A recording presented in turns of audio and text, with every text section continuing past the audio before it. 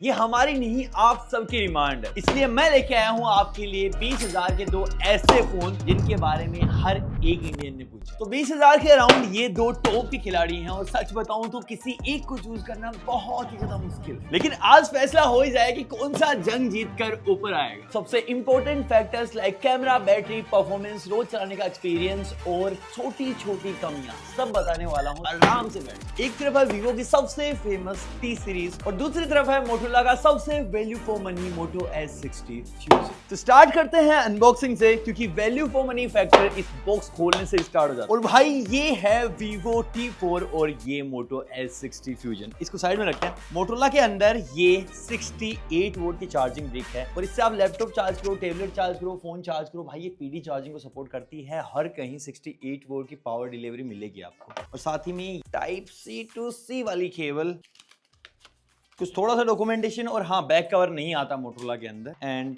That's all. Vivo के अंदर आपको बैक कवर भी मिलेगा ये ट्रांसपेरेंट वाला और साथ ही में थोड़ा सा डॉक्यूमेंटेशन। और वीवो के साथ मिलता है भाई 90 वोल्ट की चार्जिंग ब्रिक और ये टाइप A to C वाली केबल और इसके बाद SIM ejector pin. Obviously SIM ejector pin आपको दोनों में ही मिल जाएगी, लेकिन सोचो अगर ये खो गई तो आपको अपनी मम्मी, बहन या फिर किसी भी पसंदीदा औरत, हमारे केस में हमारी HR के इयररिंग उतरवा लेने हैं और ऐसे अंदर डाल के और जब खुली गए हैं तो दोनों के सिम स्लॉट भी देख लो। मोटो के अंदर आपको 2 सिम डालने का ऑप्शन मिल जाता है, साथ में आप मेमोरी कार्ड डाल के एक्सपेंड भी कर सकते हो मेमोरी को। लेकिन दूसरी तरफ वीवो में आपको 2 सिम डालने का ऑप्शन मिलता है, आप मेमोरी कार्ड डाल के एक्सपेंड नहीं कर पाओगे। तो डिजाइन में 2 चीज होती हैं, एक लुक्स, दूसरा फंक्शनैलिटी। तो लुक्स के ऊपर बाद में जाएंगे, पहले काम की बात कर लेते हैं। इन हैंड फील दोनों ही स्मार्टफोन की काफी अच्छी है। मोटोरोला काफी स्लीक लगता है, इसके एजेस काफी पतले कर रखे हैं और मेरे हिसाब से लगभग 20 ग्राम का डिफरेंस तो होना ही चाहिए। 181 ग्राम का है मोटो एंड 198 ग्राम का है वीवो। बाकी अगर बात करें प्रोटेक्शन की तो इस मोटोरोला के अंदर है कॉर्निंग गोरिल्ला ग्लास 7i और सही है भाई। और वहीं वीवो के अंदर शॉर्ट डायमंड सील ग्लास लगा है, लेकिन नाम से नहीं काम से फर्क पड़ता है भाई। देखा कुछ नहीं हुआ, एक बार फिर से हो जाए। फिर से कुछ नहीं हुआ यार। कभी मेरे को ना ऐसे जेब खाली होने वाला फटका लगेगा इसके बाद। ओह दोनों ही नहीं टूटे गाइस और दोनों ही फोन मिलिट्री ग्रेड सर्टिफिकेशन को लेके आते हैं। तो एक बार मिलिट्री के हिसाब से गिराते चूं हो गया दिमाग में ऐसे कानों में, फिर भी सब सही है। लेकिन एक चीज जो सिर्फ मोटो कर सकता है, पानी में डुबकी।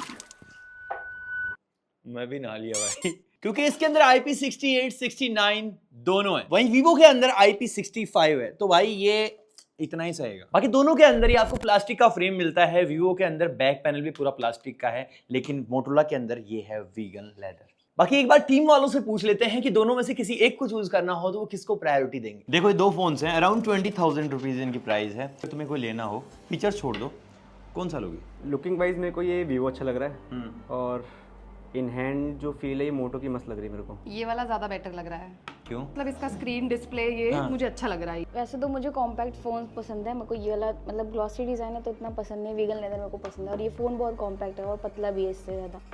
मुझे ये ज़्यादा पसंद आ रहा है मोटोरोला। क्यों? क्योंकि इसमें मेरे स्टैम्प्स नहीं पड़ रहे ऐसे फिंगर्स के।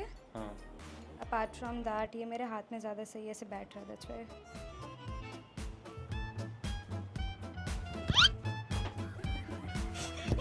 बाकी अब बात करते हैं डिस्प्ले की, जिसके ऊपर आप सबसे ज्यादा टाइम निकालते हो और जो आपके लिए बहुत इंपॉर्टेंट फैक्टर। और दोनों की ही डिस्प्ले के स्पेसिफिकेशन ये रहे आपके सामने। डिस्प्ले साइज दोनों का ही ऑलमोस्ट सिमिलर है, दोनों के अंदर ही 120 हर्ट्ज का हाई रिफ्रेश रेट है और दोनों के ही डिस्प्ले क्वाड कर्व्ड भी हैं, जो कुछ टाइम पहले तक बिल्कुल प्रीमियम सेगमेंट में आता था। यहाँ अगर आप इस वीडियो को ध्यान से देखोगे तो मोटो में पत्थर के जो टेक्सचर हैं वो ज्यादा बेटर हैं, जो डार्क एरियाज हैं उनको भी ज्यादा एनहेंस कर रखा है एज कम्पेयर टू वीवो के। लेकिन डेली यूट्यूब पे वीडियोस देखने में, नेटफ्लिक्स पे वेब सीरीज देखने में या फिर इंस्टाग्राम पे फोटोज देखने में कौन सा आपको बेटर एक्सपीरियंस देगा? यहाँ वीवो के अंदर आपको फुल HD प्लस रेजोल्यूशन मिलता है, वहीं मोटो लेके आता है सुपर HD यानी 1.5K रेजोल्यूशन। और सिर्फ देखने से क्या होता है भाई, साउंड भी खतरनाक होना चाहिए। मैं आपको बताऊंगा नहीं कौन सा बज रहा है, आप खुद जज करो।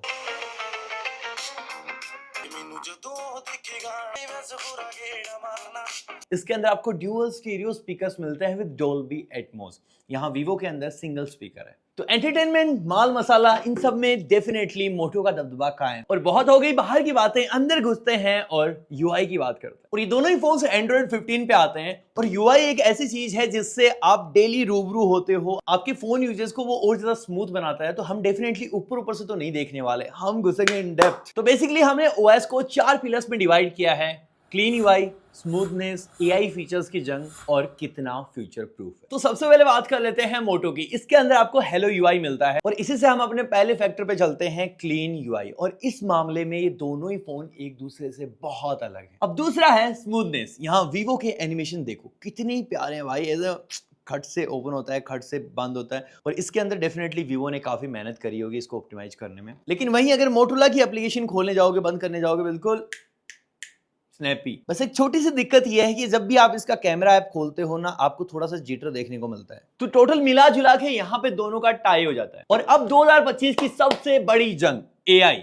यहाँ पे आप लिटरली हैरान होने वाले हो। दोनों के अंदर ही आपको सर्कल टू सर्च मिल जाता है, ऑब्जेक्ट इरेजर मिल जाता है। इसके अलावा वीवो नोट्स को एडिट या समराइज कर सकता है एआई की हेल्प से। लेकिन मोटो ने इन सब के अलावा अपनी एआई थाली में और भी बहुत कुछ भरा हुआ है, जैसे ये मैजिक कैनवास। यहाँ पे आप कोई भी इनपुट दो, जो वॉलपेपर या फिर पिक्चर कभी एग्जिस्ट ही नहीं करती, वो भी यहाँ पे आप बना सकते हो। जैसे मैंने दिया है टाटा हैरियर ऑन मार्स, देखते हैं क्या बनाता है। ले भाई बना दी, कैक्टस भी उगे हुए हैं देखा मार्स पे।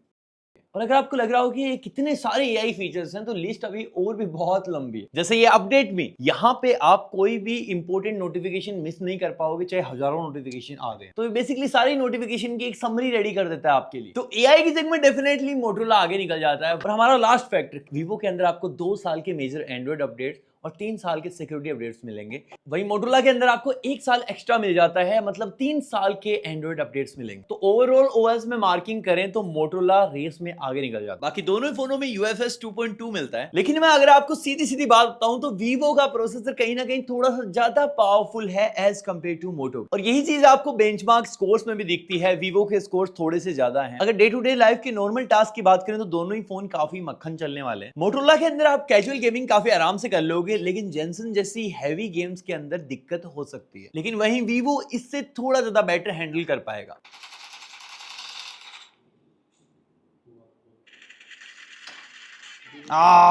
यस भाई, किलिंग विलिंग हो जाती है प्रॉपर, इशू नहीं है।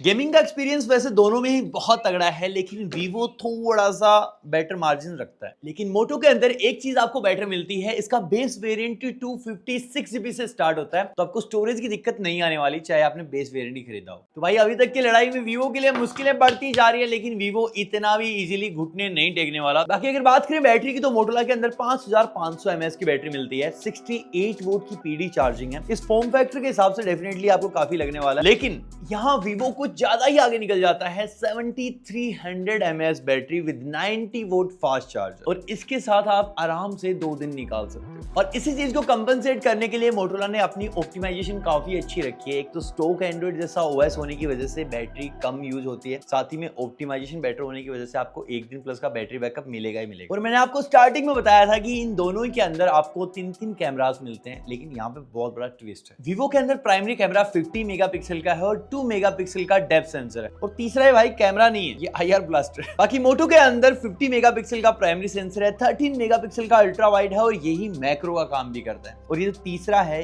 ये एक लाइट सेंसर है, ये भी कैमरा नहीं है। बाकी दोनों ही फोन्स के अंदर OIS का सपोर्ट भी है। ये देखने के लिए कि कौन सा फोन ज्यादा अच्छी फोटो कैप्चर करता है, सबसे पहले मेन कैमरा की फोटोज को देख। तो यहाँ पे आप एक चीज नोटिस करोगे कि मोटोरोला के कलर ज्यादा निखर के आते हैं, वहीं वीवो के कलर्स ज्यादा नेचुरल है। और जब आप जूम करके फोटोज को देखोगे तो ज्यादा अच्छी डिटेल्स आपको मोटो के अंदर दिखाई देंगी। तो हो सकता है कि सोशल मीडिया पे पिक्चर डालने के लिए आप इसको ज्यादा प्रायोरिटी दो।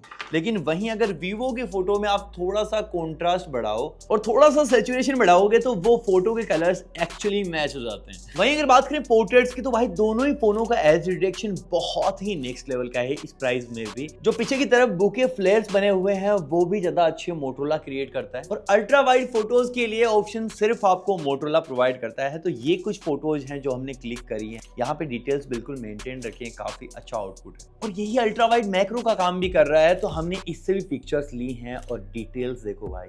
और वीडियोस के केस में दोनों ही फोन आपको 4K 30 FPS में रिकॉर्ड करने का ऑप्शन देते हैं और अल्ट्रा वाइड से भी आप 4K 30 FPS में रिकॉर्ड कर पाओगे मोटोरोला। इसके अंदर आप देखोगे कि मोटोरोला ज्यादा अच्छे से रेड कलर को दिखा पाता है, वीवो के अंदर वो कहीं ना कहीं मिस लगता है। अब देखो वैसे दोनों ही फोनों के अंदर आपको OIS मिलता है, लेकिन वीवो की वीडियो कहीं ना कहीं थोड़ी सी ज्यादा सेकी आपको दिखाई देगी और उन झटकों को बैलेंस करने के लिए ऐसा लगता है EIS काम कर रहा है। और ऐसी एक कमी हमने मोटो के अंदर भी देखी, लाइट को बैलेंस करने के लिए कभी कभी ये स्ट्रगल करता है। अब दोनों का ही सामने का छाया चित्र देखते हैं। फ्रंट कैमरा भाई दोनों में ही 32 मेगापिक्सल का है, लेकिन दोनों की ट्यूनिंग पूरी तरीके से अलग है। जहां मोटो थोड़ी सी वार्म टोन कैप्चर करता है, वहीं वीवो थोड़ी कूल टोन की तरफ रखता है फोटोज को और थोड़ी सी ज्यादा बेटर डिटेल्स दे पाता है। और चाहे भाई फ्रंट कैमरा की बात करो, दोनों ही फोन्स 4K 30 FPS का ऑप्शन लेके आते हैं, जो काफी अच्छी चीज है। बाकी क्वालिटी आप देख ही सकते हो, कमेंट करके बताओ कौन सी ज्यादा बेटर लगे। तो फाइनली भाई इस महायुद्ध के बाद कंक्लूजन की बात करते हैं कि आपको कौन सा लेना चाहिए। तो दोनों ही फोनों में 1000 रुपए का डिफरेंस है, 256GB वाला वेरिएंट। सही बताऊं तो प्रोसेसर में 19-20 का अंतर है, दोनों ही कैजुअल गेमर्स के लिए बने हुए हैं, लेकिन वीवो थोड़ा सा बेटर एक्सपीरियंस दे देता है। लेकिन वहीं मोटोरोला